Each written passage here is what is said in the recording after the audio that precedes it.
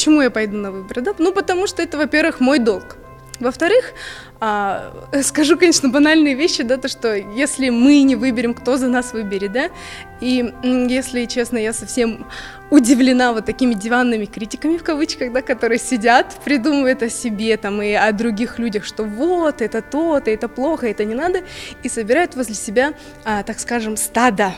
Очень грубо, но стадо. Я к этому стаду не отношусь, я личность, поэтому я обязательно пойду, проголосую. Мой выбор – это мое личное мнение, и поэтому от меня даже в какой-то степени зависит будущее моей России. Поэтому только я пойду, и я все это сделаю. С 8 утра открывается избирательная комиссия. Вот как проснусь, паспорт возьму, сына с собой, пусть тоже учится, и пойдем голосовать. Каждого человека, конечно, трудно мотивировать, потому что каждый по-своему что-то определяет и распределяет. Да? Если вот вернуться к моему прошлому ответу, да, я скажу так: если вы не в стадо, а вы личность, сходите и проголосуйте.